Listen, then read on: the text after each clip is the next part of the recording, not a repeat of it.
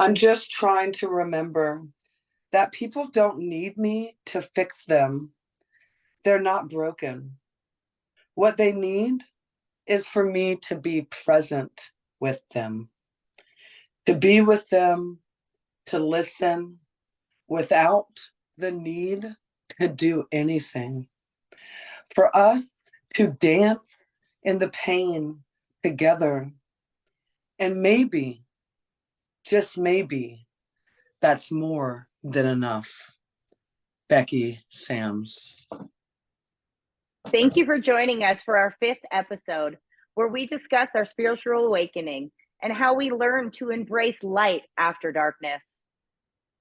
And for the first 6 episodes, Jackie and I plan to discuss these topics pretty generally and base most of the examples on our personal experiences. As we move on in the podcast, we will begin to look at these topics from different angles and perspectives.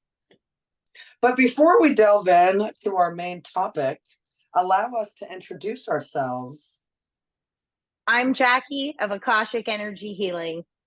And I'm Elizabeth Maria of Elizabeth Maria Unlimited. And together, we are the hosts of Sex, Drugs, and Spirituality, where we navigate the power of personal growth, self-discovery, through exploration and acceptance of our shadow selves.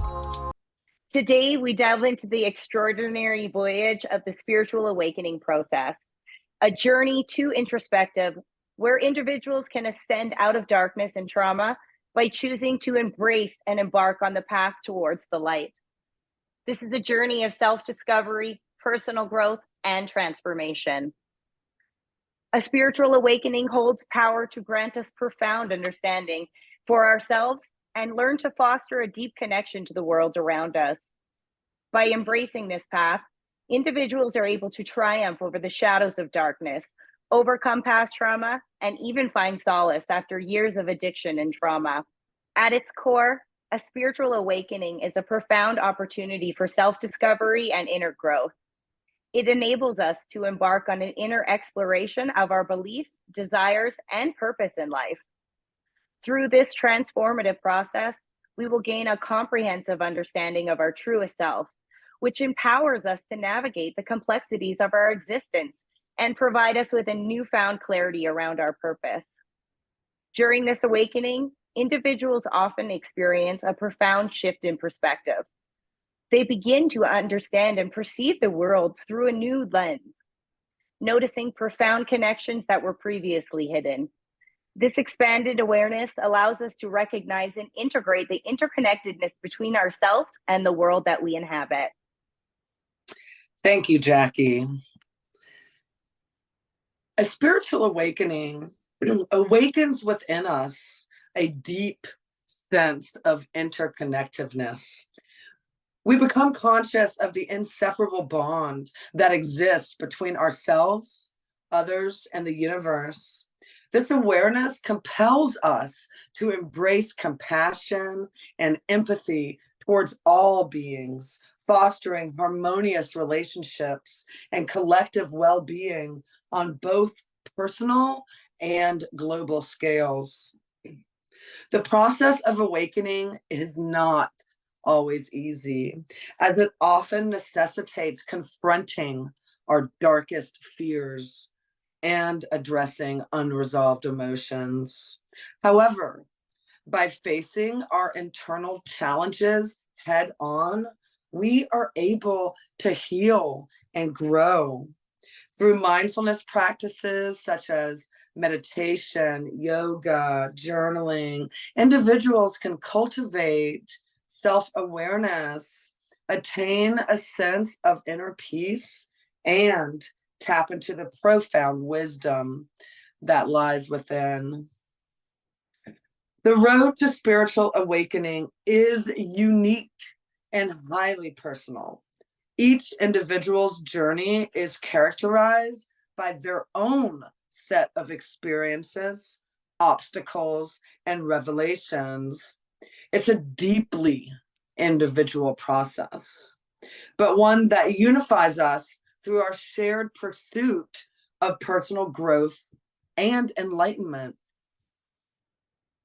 The spiritual awakening process is an awe-inspiring pilgrimage that propels individuals towards self-discovery, inner transformation, and profound personal growth.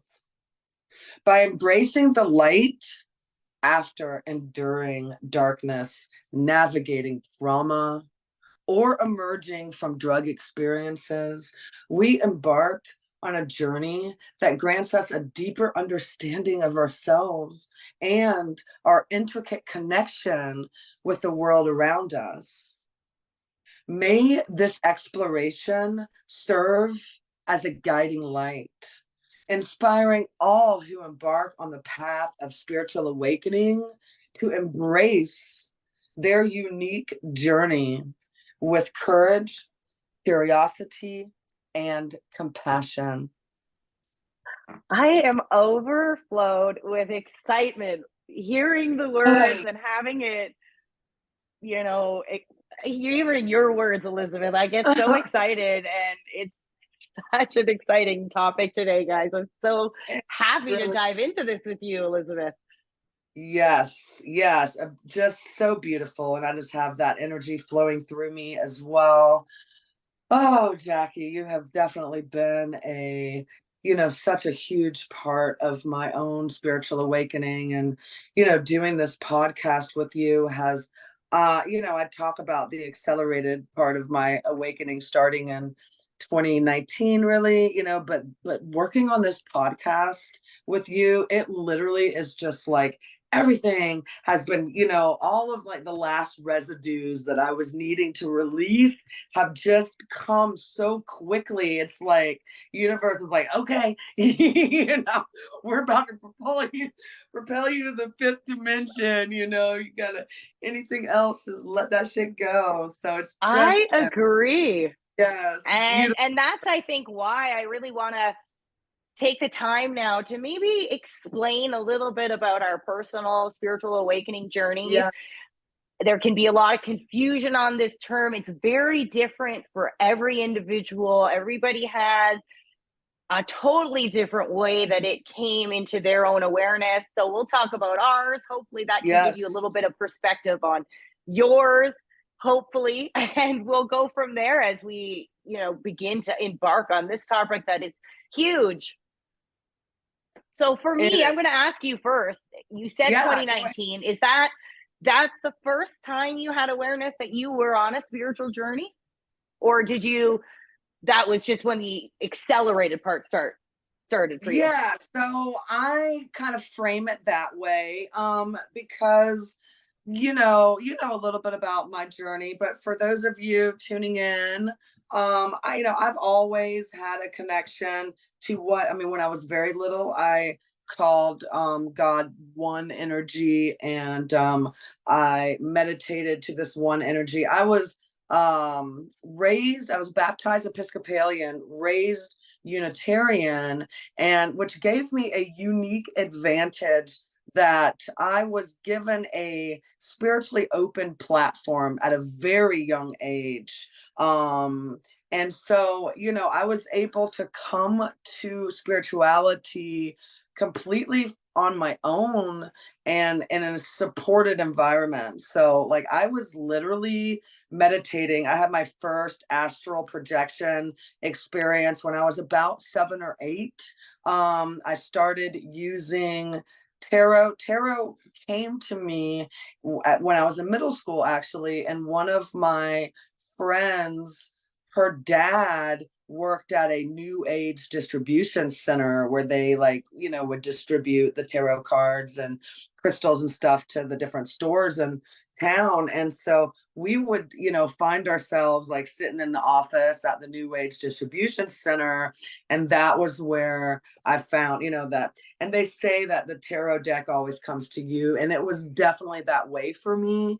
The first deck that I worked with was the Salvador Dali deck. And I was, this was probably in like 1987. So I had a a tremendous amount of understanding of my spiritual journey and my spiritual path at a very, at a very young age. I was basically given the choice when I was 15. I became ward of the state. I was placed in a state mental institution for a month, and it was during that time I had taken a large quantity of LSD, and it took me, about a month to. Anyways, that's a whole nother. Maybe we'll get into it in one of the drug stories, but the whole point of that was it was in there the first time that I came to an awareness that we were intricately connected to something a lot larger, and not like the one energy, but that there were lots of other beings. And these beings, which I now have come to believe were probably some form of maybe a higher self or higher incarnations of me at that time, basically came to me and gave me a choice. You can either do your observations, because I believe that that's one of the reasons that we are here in this material world, is to, experience, to observe. And I knew I wrote my first poem when I was 3, my first short story when I was in the first grade. So I've known that writing was going to be a big part of my material experience here. And so when I was 15, I was basically told, you can either do your observations and your writing from here, so from within the institution, or you can forget everything and go back out. And I chose to forget, because I wanted to have a material experience in this world. And I was 15 and I was not ready to sit up in freaking Georgia Regional, writing my esoteric, musings about life. So fast forward, I would say and that was, gosh, that was like in, the early, like 1990. Fast forward up to 2016. That was when a huge shift at that time, I was on a conscious recovery journey. I knew that, the substances, the maladapted coping strategies that I had formed over years were not working for me. And so I had been on a recovery journey, but I didn't connect the recovery process 100%. I mean, even though I was in a traditional 12-step program, and and because again of my early childhood exploration, I had a very clear understanding of what that power greater than me was. So that never like really tripped me up. So I knew that there was a spiritual component. I believe that someone told me once that, the 12-step program is kind of like a back door to God. And I really felt that for me. It reignited that connection that I had made that choice to, and not to sever, because, God energy is always, but to, I guess, just to ignore, to cloud over, from the time I was 15. So that was the beginning. And then in 2016, I believe, is when I started going into more of the shadow side of my journey. I made a radical shift. At the time, I was a full-time lecturer at a state university. I was living the quasi just, American going to work 9 to 5 kind of thing, raising my daughter. And I just really, I think that I know that I overloaded myself on the exterior. I like to joke now that I'm like a recovering busy bee, recovering workaholic, but that was definitely one of the many maladaptive coping strategies that I had developed. And so in 2016, I just basically just had kind of a crack, and ended up having to I resigned from my job. It took me a long time to get to that place where, I wrote the letter and I resigned, but I ended up resigning from, and that's honestly the last full-time kind of job that I held was in 2016. And then I just went down a pretty dark road from 2016 to 2019. And 2019 is when things got pretty woo woo esoteric, blue fairies and giants and demons. Oh my. and so and so that is where I believe that my recovery journey and the accelerated, part of my spiritual journey merged. And so now I say that 2019 has got wonderful chills. And that was a very long answer. But that's No, please. We need to have the awareness as you see it, because you've now put all those pieces back together so you can give us that full extended version. And I love that, because kind of that's how my answer is going to kind of flow the same way. okay. Well, what about you, Jackie?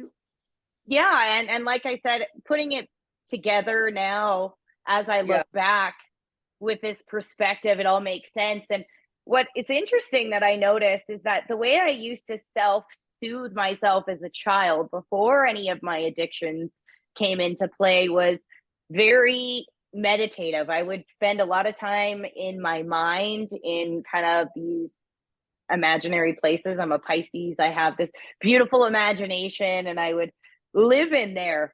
And a lot of the times I'd be in the bathtub nonstop, and I'd be, outside and stretching and playing on the grass, laying, just in this fairy tale kind of land. And that's kind of what I've reverted back to now is my self coping mechanisms to navigate and balance my energy.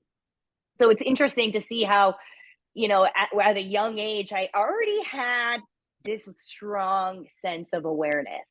It was like an inner knowing. I didn't have really an understanding of how to manage that, but my concept of life and death at that young age was that we all came from the sun, and Oh, when we beautiful. leave we go back to the sun. And it was really this understanding of the light, and it was like I knew there was a greater purpose. I knew there was like these laws or these karmic consequences for action. It was embedded in my soul. I didn't I necessarily understand how to make it work for me. I would usually, I think my limited awareness actually hindered me in a lot of ways because I didn't understand, the balance of the effect that it was having on me, continuing to give more than I was ever getting back from people. It was Mm, having a damaging effect on me. But when I look back, I see that my spiritual journey in the physical experience started when I met my twin flame in 2012. And mm, that's when I began. And there's a lot of concepts, and we'll go over what twin flame is probably in a full episode. But for a quick explanation, it's your karmic partner that you meet, and they mirror back to you yourself, your insecurities, your challenges. And for me and my husband, we trauma bonded immediately. We had the same drug problems. We pretty much have the same childhood trauma. We became codependent within a week after getting together. It was this cycle that then continued up until 2019. Kind of like what you said there, Elizabeth. I lost my best friend. And I might be wrong on the year that she died, but right around 2019, she passed away.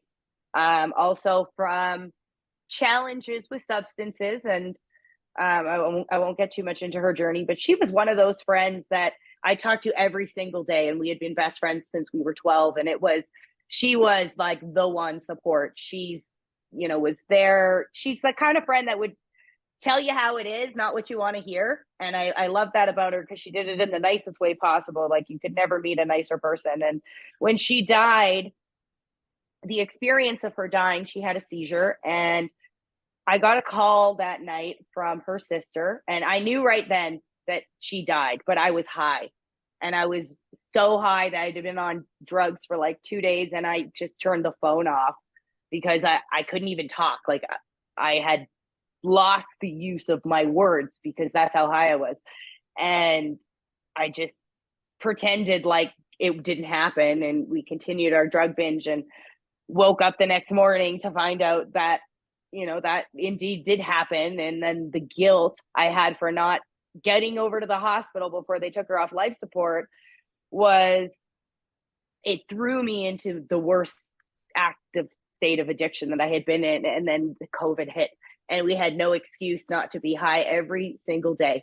And we continued that cycle until spring of 2020 was finally when, like, I knew the patterns of the behavior with the drugs and my life. Those were all I was seeing. I still just couldn't picture a life without drugs until COVID. And I know everybody hates on COVID, but if it wasn't for COVID, I wouldn't have woke up. Like, it took me being in that cycle every single day till it finally hit me that something had to change. For me, it was the Groundhog Day effect. I couldn't unsee it. I could not numb myself enough to not see it, and I had to change. And I came across the movie Close Encounters of the Fifth Kind. And I have always believed that we were not the only species out there in the universe. That is something I just knew. Nobody had to convince me of it.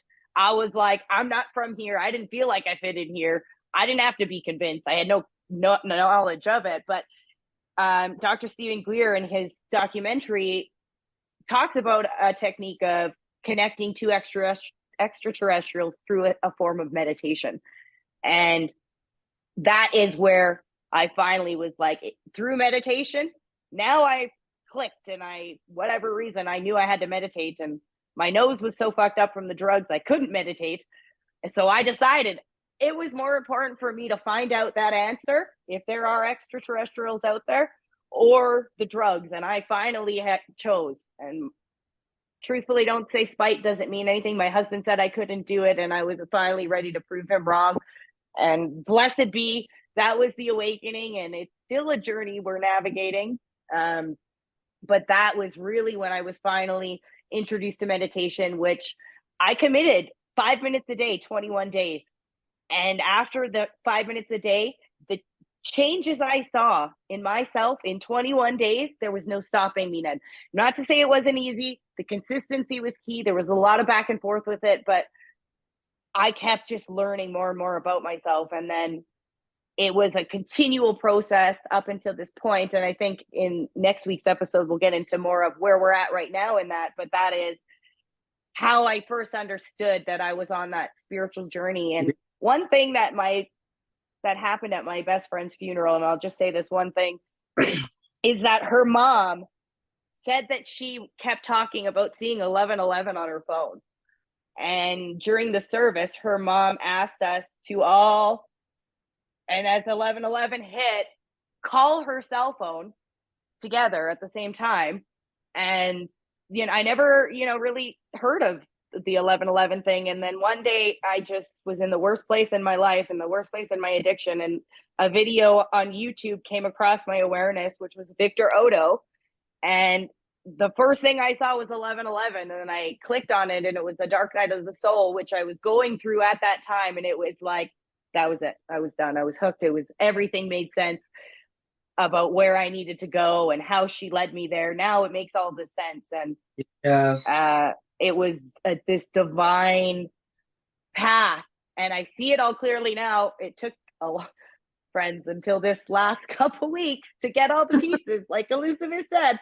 But I mean, she led me here to this point, and she was my best friend. She is my best friend. And thank you, Tia, for giving me light from your struggle. Oh God. I mean, just the energy is just flowing through. I love Victor Odo. I actually found Aaron Daughtry. He was my introduction, not into spirituality, but definitely a discussion on the Pleiadians and the extra dimensional beings, or however you want to say it. So I love that. But like, you came through Victor, I came through Aaron. They're just wonderful. And we met in their group, friends. Yeah. So I mean, and I don't necessarily follow anybody. Right. like crazy. I'm not like a fan of, I'm Yeah, a fan of everybody. I take inspiration from every absolutely. place, person, and situation I'm in. But yeah, it's so crazy when you put those pieces back together. Yeah, well, I mean, just beautiful. And, while you were, and thank you so much for sharing, Thank you. your journey and, some of the, especially the dark night of the soul. I mean, that was, pretty That was intense. one of many dark nights of the soul, and we will do a whole episode Yes, we on will. that. Yes, there have been But many moments as well. But I wanted to say that I thought that it was, it's telling that both of us, when we were, coming out of the shadow, the dark nights, that we both felt, that it was the energy of our childhood. It was that, going back to those initial connections, that initial way of expressing ourselves, that we both gravitated towards. And it really, and when I'm working with people, I mean, I often ask them, like, what is it that you wanted when you were a child? Go mhm. back to that energy, because that is where, that pure connection. And most of us do, the farther along this material path that we go on, the less and less that childlike connection and exuberance is there. So I thought that was an interesting And connection. like you just said, that this was my dream. As I was sitting in the mirror pretending I was a talk show host, that, Yeah. and we're doing it.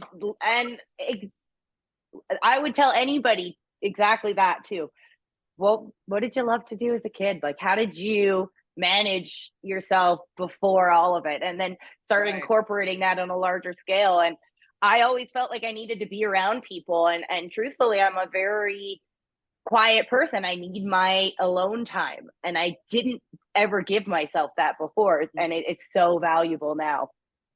And as we move forward, I guess we have a big awareness of all the challenges because we have this bigger perspective. So, what do you feel like your biggest challenge was? If you could name one, I guess, out Oh, of all goodness. the challenges, but I mean, there's a reason why I'm doing this podcast, Sex and Drugs, Sex, Drugs, and Spirituality.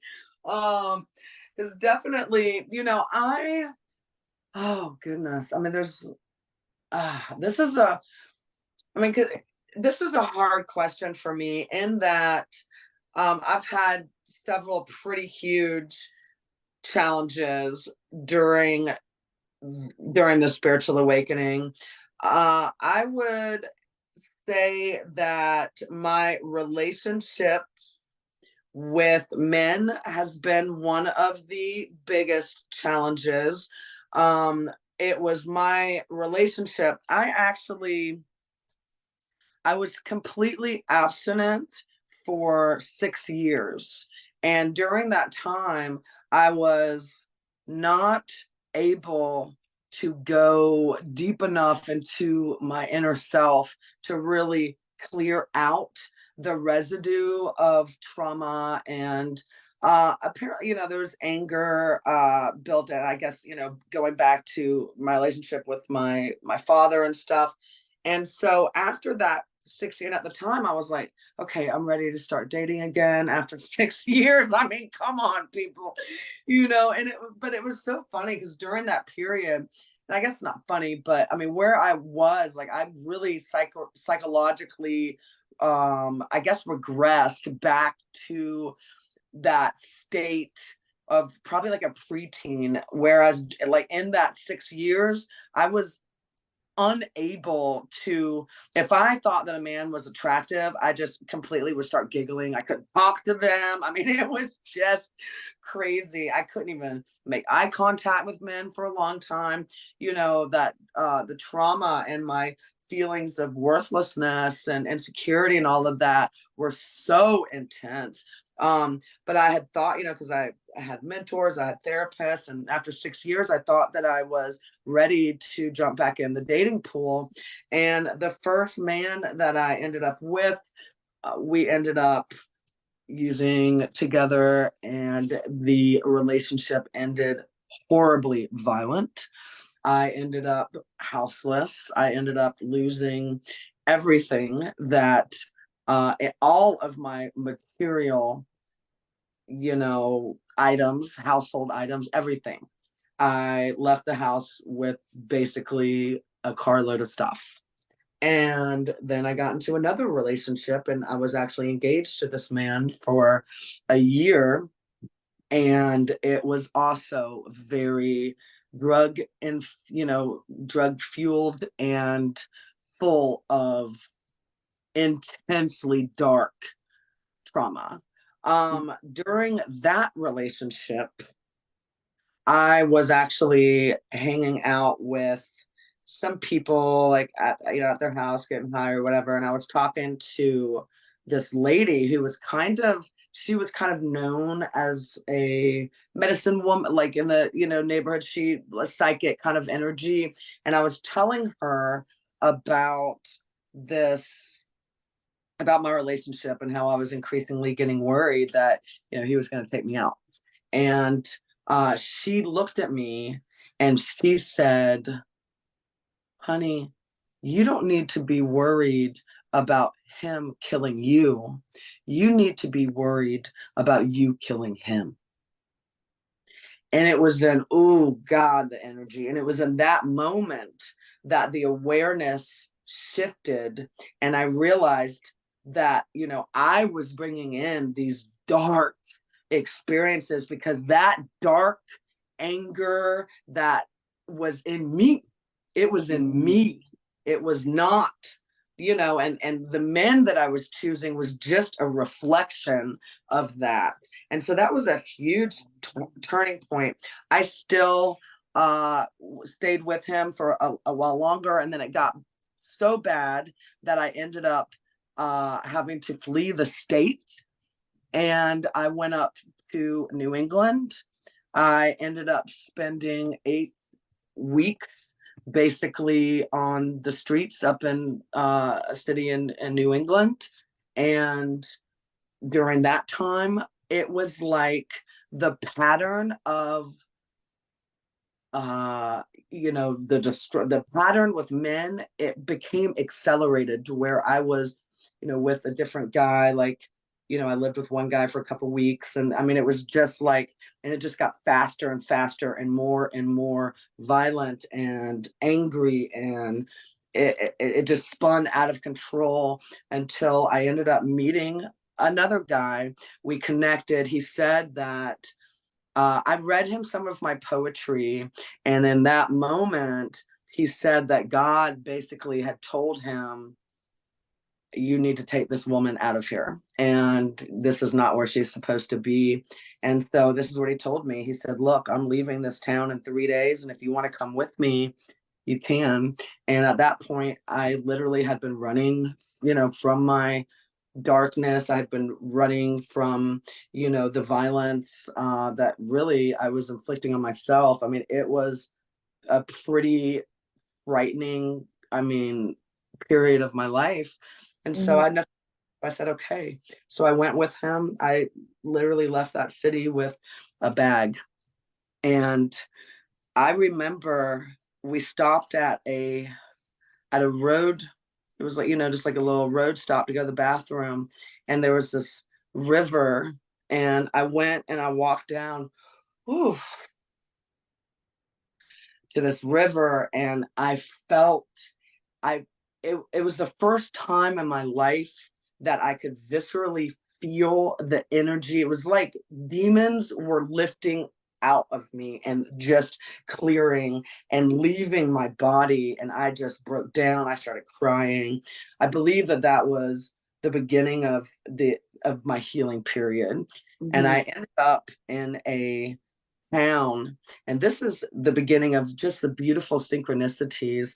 I ended up in a town where there was an organization, and it's called CAPSI, and it's for women that have experienced domestic violence in their lives. And they had a They offered therapy for free to community members. And so I actually I went out and I sought out a therapist, and I started working with a social worker there. And she was the only social worker that was trained in trauma and incident reduction therapy on the East Coast. And so it was pretty crazy that I went from the city basically being homeless to this small town in the mountains of Pennsylvania where I met this social worker.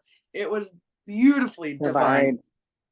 And that relationship with that guy also did not work out, and also ended in a violent way. And I spent the next few months in a woman's shelter. And it was during that time that I discovered sound healing. A friend of mine turned me on to it.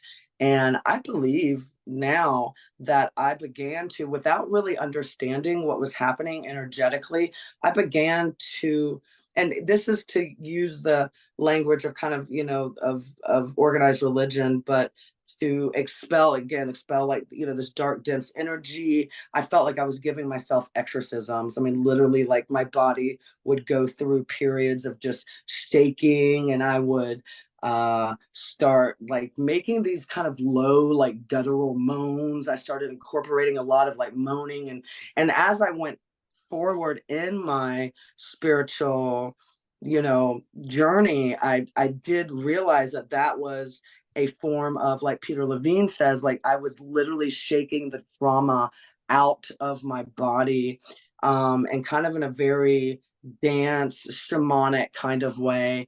Yeah, and since then, since really becoming aware, and I was aware of my patterns with men, but they just became so blatantly glaring. And I call the patterns that no longer serve hell loops. And that pattern with men, it came it's so much quicker, and it just sped up until I was like at this precipice with it. And it's still something that I am working through and rising up and above the patterns to be able to see them where I'm at. And I guess we're going to get more into where we're at now with stuff, but just I want to end with becoming aware of the patterns is huge. It is huge. And being able to rise above that eagle eye view, and to, from a neutral standpoint, look at those patterns without self admonishment, has been one of the hugest healing modalities that I've used, is being able to, and so that's really that pattern and I agree, being able to finally see a perspective or a new perspective, and taking judgment out of yourself, and really being able to see the role you played in allowing that pattern to continue. And it does bring the most profound sense of healing when you do it and you're able to love yourself and through the process. And that was what I had to get to, which we'll talk more about next. Well, and I feel the same way about relationships myself. Like, they were probably one of the biggest challenges that I had to face as well.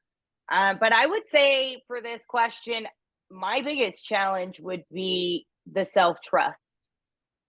Oftentimes throughout my life, I have felt things on a deeper level than your average person would. And this could have been because of the trauma I experienced when I was really young, that just gave me this hypersensitivity to situations out of the fear that I was living in that fight or flight kind of state for my whole life. And maybe that gave me that expanded sense of awareness. But I really felt things differently than most people.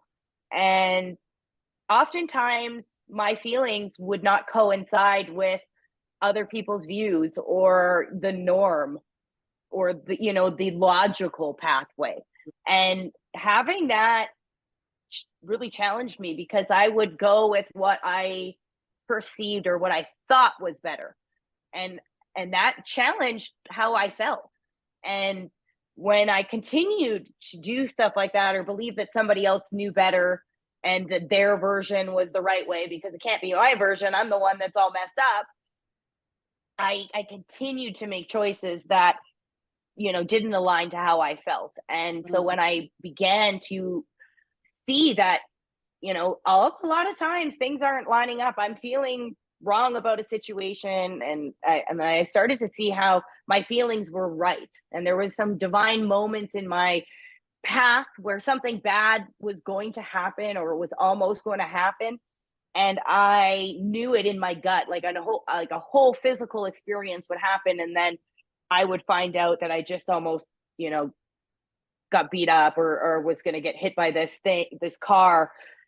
Like, there was a few experiences in my life where, or this person was stalking me, and I just, it's like I knew it right away. Like, somebody, something, somewhere gave me some type of energy to be like, watch out. And it was Right. spot on. And then I finally started to think, my feelings are right. My thought patterns are wrong. And then I had to shift that. And that has been the biggest challenge. And it still challenges me today, because a lot of the times my feelings are not in alignment to the people in my life's idea of what the right path is. And I have now made a commitment to myself to trust my feelings, even if my head is telling me different, to do that, to go inward, to take that in and really feel, how do I feel about this situation, and then make my choice off of that, blocking out any other information that somebody else might think they know better. This could be a law professional, it could be a therapist, it could be a doctor. I do believe that my body is telling me through the way I feel everything I need to know. And trusting in that was the biggest challenge that I faced as I've been navigating this process. That is just beautiful. And thank you so much for sharing. That's really the idea, of cultivating your intuition, and also cultivating that self-worth, which, that's honestly, I mean, the same, really the same challenge Mm-hmm. I was Mm-hmm. having too. Thank you for being able to explain it in such an eloquent way, No wow. problem. I think the last question I'm going to ask you today is just a piece of advice that you have to anybody who is at the beginning stages of understanding they're on a spiritual journey, and any insight or guidance or anything you'd like to share with them before we wrap up today's episode, Elizabeth. Yes, thank you so much. Well, when you were asking this question, I'm like, gosh, one piece of advice. I know, like, you'll have a whole show for it. We'll have That 20,000 shows on that. But yeah, I'm going to I make her sum it up to one question. Yeah, well, one piece of advice is just what you were saying, Jackie, is to cultivate your own intuition, to begin to trust yourself, and what you're experiencing. And so instead of second guessing, right? Because I spent a lot of time second guessing what was occurring, or trying to, even write it off as that I was just going crazy or whatever. But to know, and to just, you know, and that what you are experiencing on the exterior is a reflection of what's going on in the interior. And so, and learning to trust yourself, and learning to, believe in your own self-worth, the exterior will begin to change. Yeah. Okay, And beautiful. I love that. Thank you. Great piece of advice out there. what about one Yeah, piece of advice?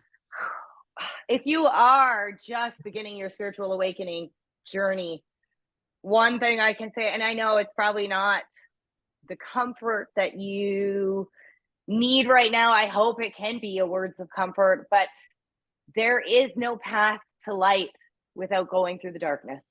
We Mm, have to release the bondages of darkness in order to step out as beings of light, as lights among men. As a famous book that I've been going through, the Emerald Tablets of Thoth, if you guys are interested, says, like, you have to go through the pain, and you have to go through the hurt, and it hurts. And I find myself, in awe of the journey I've been on. I wouldn't change a single part of it. It led me to this point, but it does take a lot of strength and courage to keep getting up and showing up for yourself day after day after day. But there is the light at the end of the tunnel, and it doesn't take you 10 years to finally see the light. You will see glimpses of light along your journey. Find those moments, find those little glimmers of hope within the darkness to hold on to, and focus on that while you're dealing with the most challenging parts of your journey, and continue to see that every challenge is an opportunity for expansion. Find the positive in every situation, and I promise your mind will start to shift so that you only see the positive in every situation. There is light at the end of the tunnel, and that is what I hope you get from this episode as we navigate through the darkness to the light. Thank you so much for joining us today while we began to lift the veil around spiritual awakenings and embracing the light after the darkness. Your comments and perspectives are truly important to us, so please reach out. Love to hear from you. If you have a question for us to explore on our show, or any other questions concerning our podcast, contact us at Sex, Drugs, and Spirituality Podcast at gmail.com. If you would like to contact us about any individual client offerings, please go ahead and click the link below. Don't forget to mention you heard about us on Spotify. We look forward to connecting with our spiritual community at 11:11 Eastern Standard Time every Saturday night on Spotify. We will be there to explore and integrate the shadow side of our reality. Until next time, friends, love and light. Love and light. Sex, Drugs, and Spirituality Podcast. Elizabeth Maria, Unlimited LLC. And Jackie Lyons of Akashic Energy Healing is not responsible nor liable for any advice, course of treatment, diagnosis, or any other information, services, or products that you obtain through this website.